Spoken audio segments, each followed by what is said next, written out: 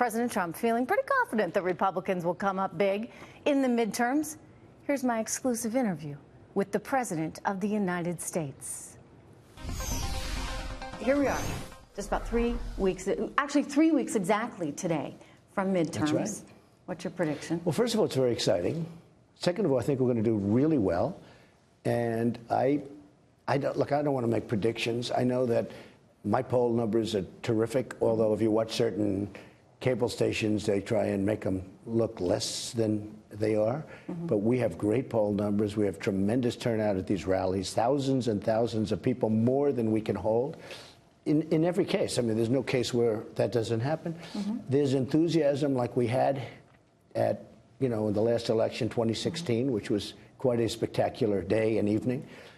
I think we have a lot of enthusiasm. I keep hearing about the enthusiasm, the blue wave, but I think we have tremendous enthusiasm. I think Justice Kavanaugh, the way he was treated, he's an outstanding human being, an outstanding man of great accomplishment, and the way those Democrat senators treated him was horrible. Was horrible by any standard. Were you shocked The at leaking, that? the lying, the disgusting things they were saying to him, the false accusations that were made. The third one, this lightweight Avianti bringing up a person using gangbangs and everything else. I mean, the stuff that was said, and this man didn't even know what they were talking about. It was a disgrace to our country. And I'll tell you what, since that, we've been energized anyway.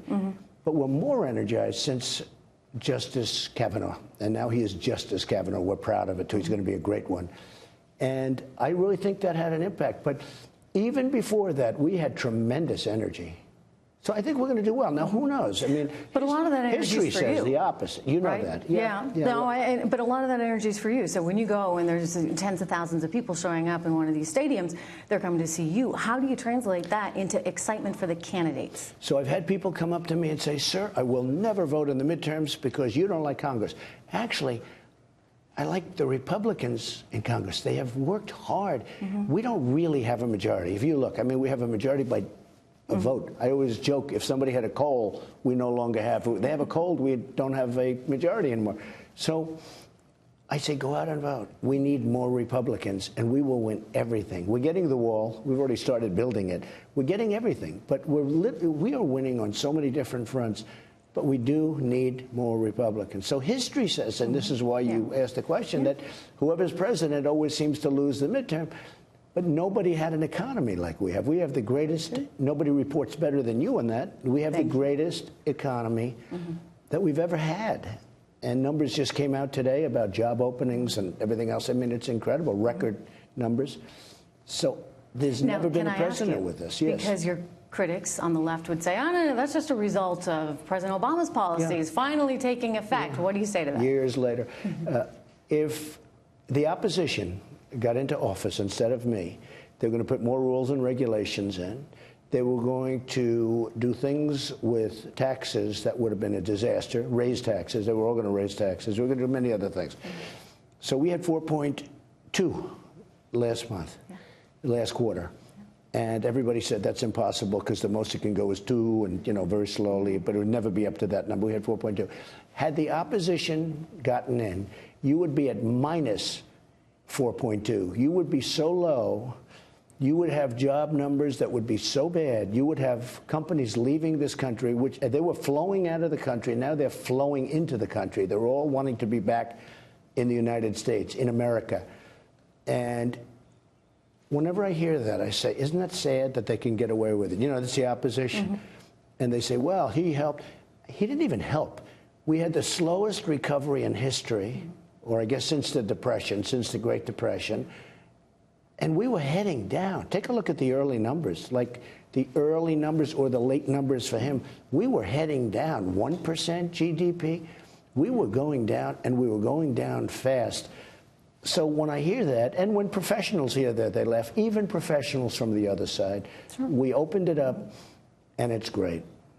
Yeah. Well, that's, look, the economic accomplishments are significant. And a lot to be proud of, and I think people are feeling better about things. That said, there's a lot of division right now. Yes. And you now have people on the left almost calling for more of it. I mean, Hillary Clinton saying that we can't be civil. The left cannot be civil right now until we, take back effectively the government. Now, fairly or unfairly, you as the President of the United States have a lot of responsibility in terms of trying to restore that civility. It's true. That's true. How do you do it?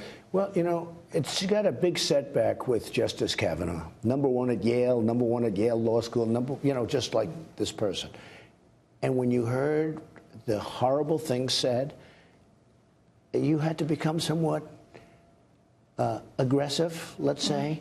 But Hillary's a very dishonest person. If you look at the things she says, I mean, they're so dishonest. And she was dishonest during the entire campaign, whether it was 33,000 emails that were deleted that so far nothing has happened with, which is very disappointing from the standpoint of this Justice Department. Very, very disappointing, I will tell you.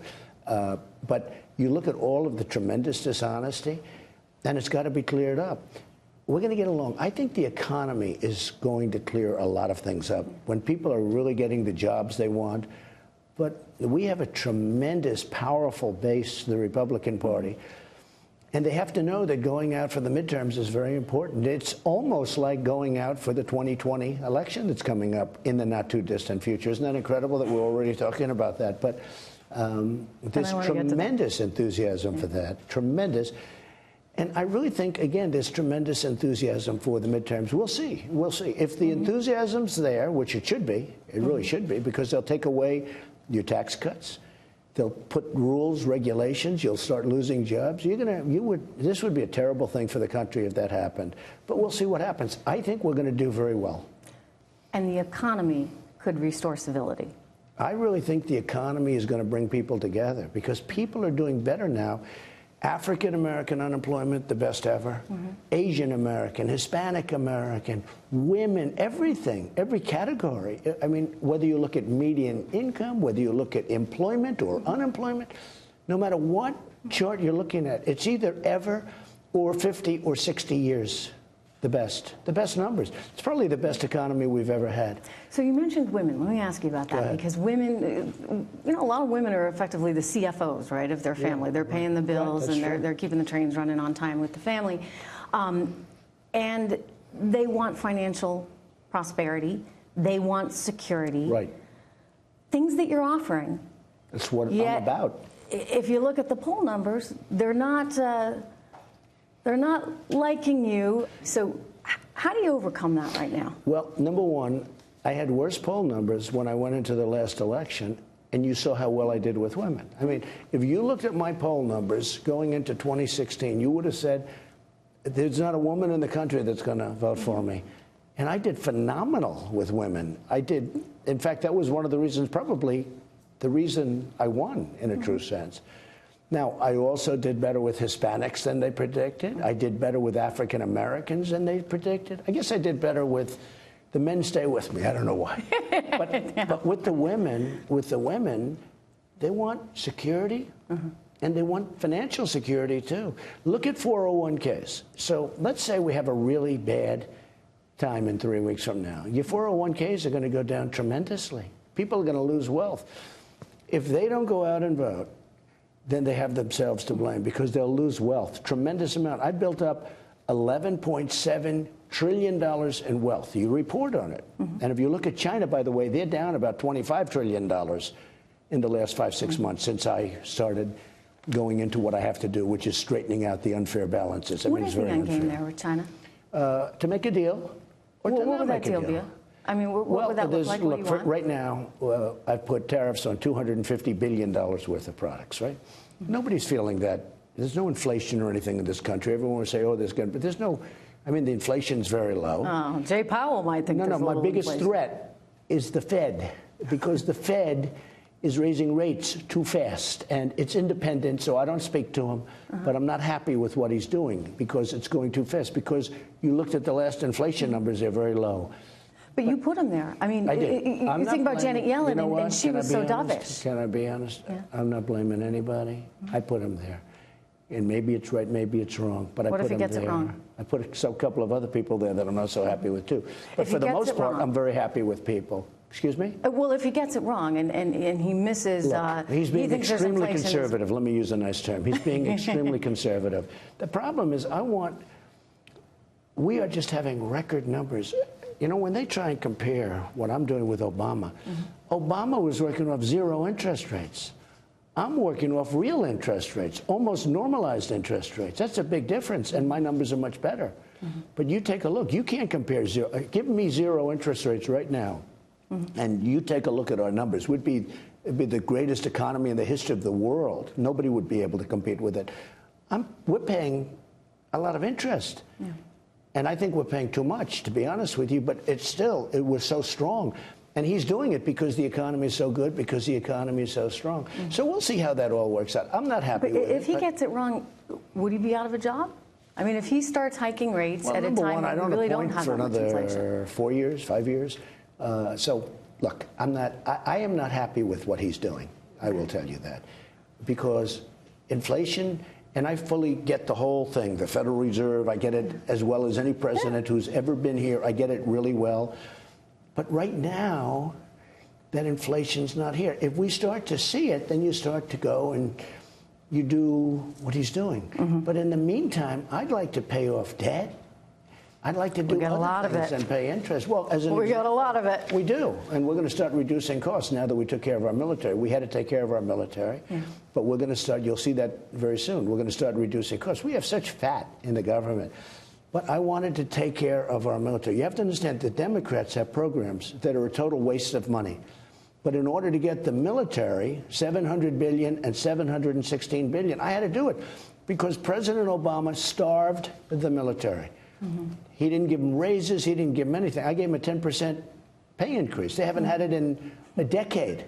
We gave them an increase. That's a big thing. I had to do it, not that anybody's wanting to, although I did because I love the military, law enforcement, the military. I gave them a raise. But I'm also building brand new planes, all made in America. I'm building brand new ships. We're building missiles and rockets, and we're fixing our nuclear, and we're going to be in tip-top shape.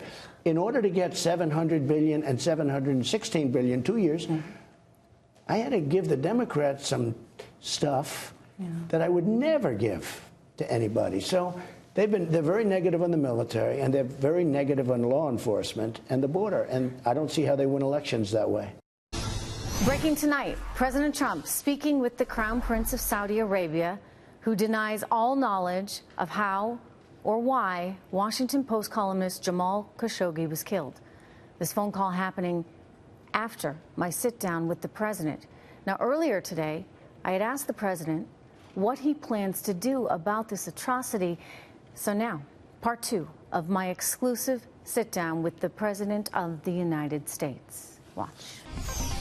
Turkey and Saudi Arabia are looking at it very strongly, and it depends whether or not the king or the crown prince knew about it, in my opinion.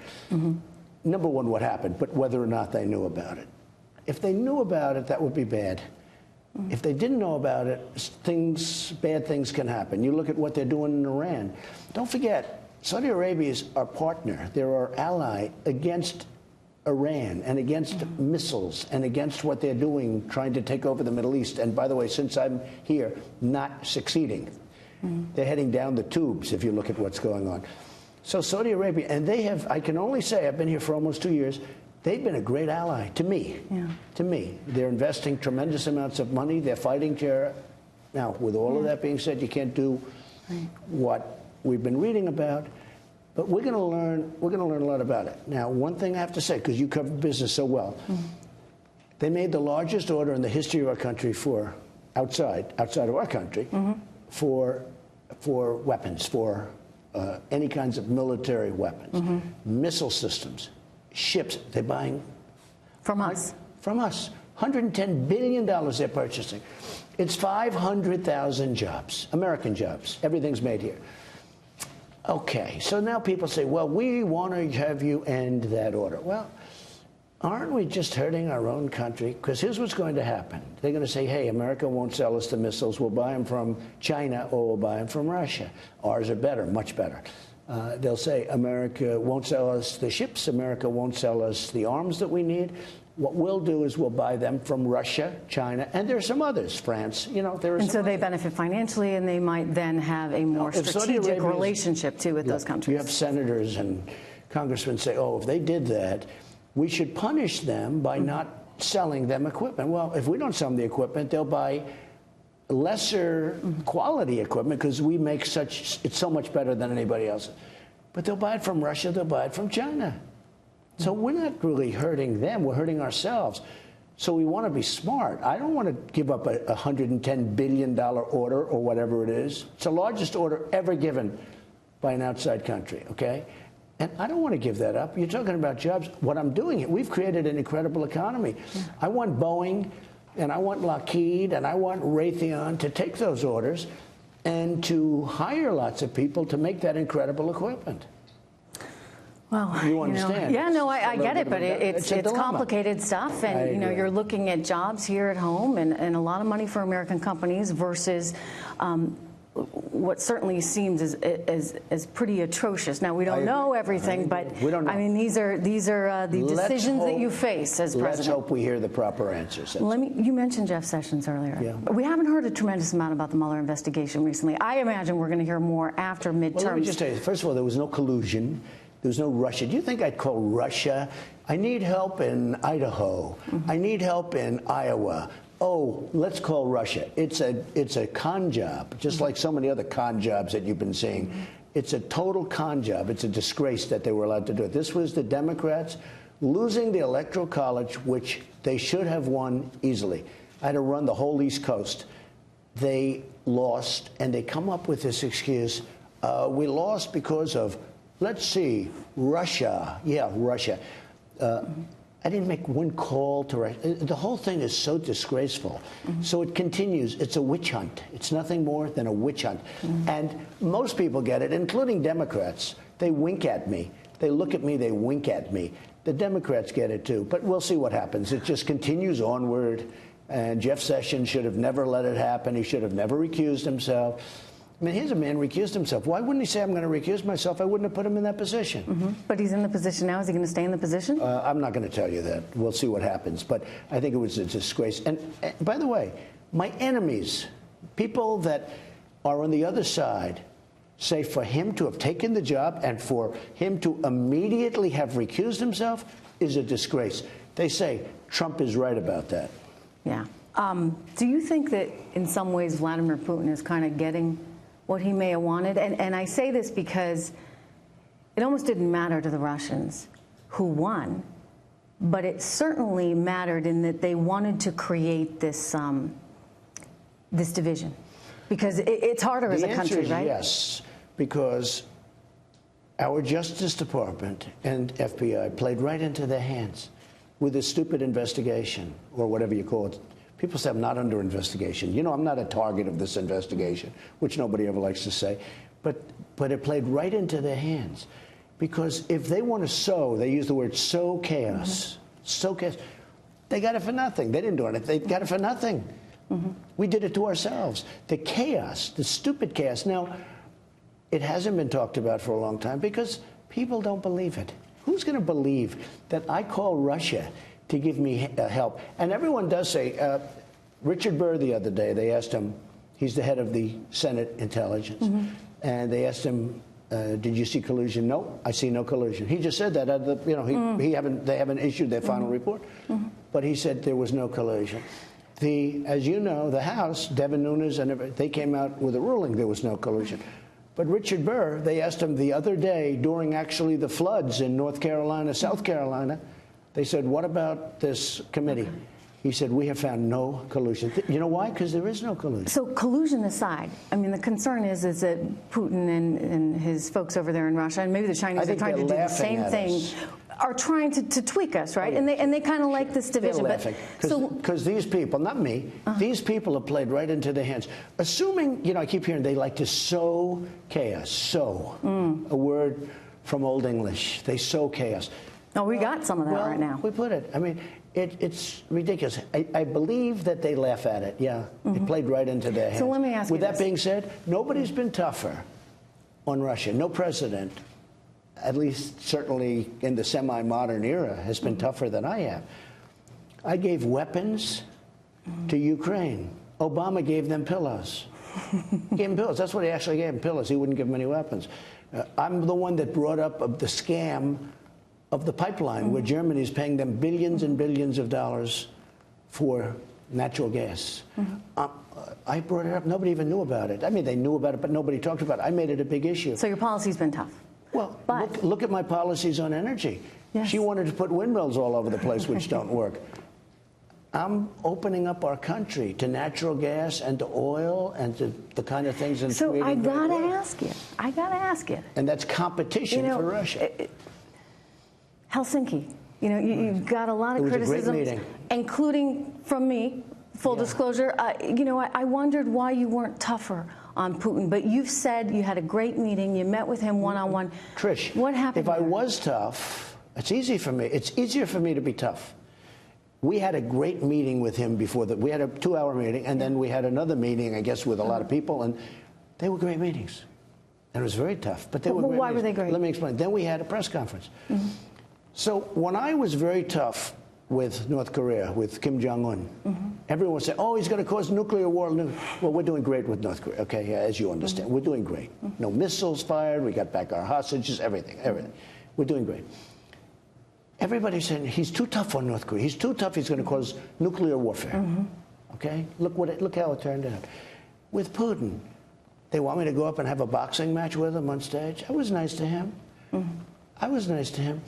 But what happened is when I walked off the stage, everyone said, oh, that was great. We're on the plane. All of a sudden, the fake news starts saying, oh, Trump wasn't tough enough. And let me tell you, if I was too tough, they'd say Trump was too tough. I could have a very good relationship with Russia. Having a good relationship with Russia would be a good thing, not a bad thing. Did you tell him in that meeting? This stupid investigation hurts us from having a good relationship. Don't forget, we're a great nuclear power, but so are they. Okay. And having a good relationship is not a bad thing. Did you tell him in the meeting he's got to knock it off? I told him. Well, let me just tell you what I told him. We talked about Israel. We talked about meddling. I said, no more meddling. If you did meddle, I said, no more meddling. To which he says, I didn't meddle, I didn't meddle. I said, no more meddling. Obama said, knock it off. And yet, Obama's talking to his second in charge, and he's saying, tell Vladimir I'll talk to him after the election. I mean, look, in terms of meddling, Obama was told in September, just prior to the election, that Russia was trying to meddle in the election. Right. He didn't do anything about it. He didn't even say anything about it. He only brings it up after the election. That should be your investigation. Why didn't he do something about it? Here's the good news. It didn't affect one vote.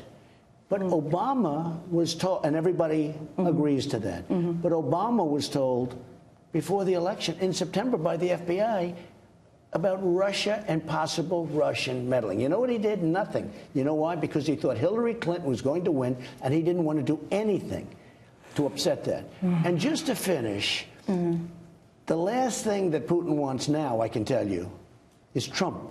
He'd much rather have Clinton, although I hope China doesn't want you either, right?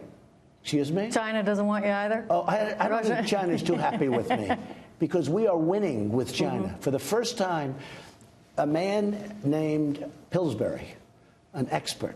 I know him, Michael Pillsbury. I saw him, I think, on your show, actually. He said that China, for the first time, he's never seen anything like it. We're doing so well. And he said much more than that, but if I say it, you'll say I'm bragging. I don't want to do that. But we're doing great against China. We're doing great against Russia. We're going to make sure that none of them interfere, right? That they're not interfering in midterms and they're not interfering in 2020. Excuse me. I've done more having to do with the new election, the election coming up, than Obama ever did on 2016. Ever. That's good. I don't think he did anything. But ask Obama, why didn't he do something when the FBI told him about it? Because he thought Hillary Clinton was going to win. Hey, quick question. 2020. Right. You're running? Yes, 100%. Michael Bloomberg might be running? That's good. Yeah? Yeah, sure.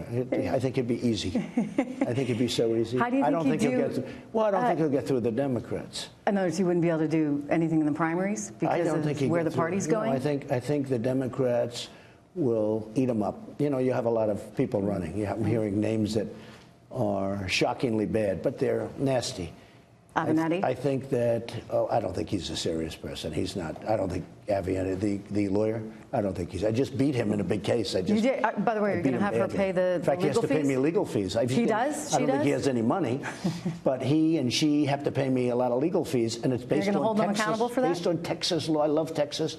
Based on Texas law, where the legal fees are nice and plentiful. And you'll hold them to that? Are you serious? Of course. I'm just asking. Wouldn't you be disappointed if I said no? No, they'll pay a lot. But no, he's not a serious person. The Bloomberg is, but I don't think he'll do well. He may do it or he may not. But I don't think he'll do well. I think that I would know who. I have a pretty good idea who it is. I'm not going to tell you, but I have a pretty good idea who I think will emerge as a group. Well, that's a tease. Yeah, a little bit. Come on. Well, we'll have give me a hint. We'll have other conversations.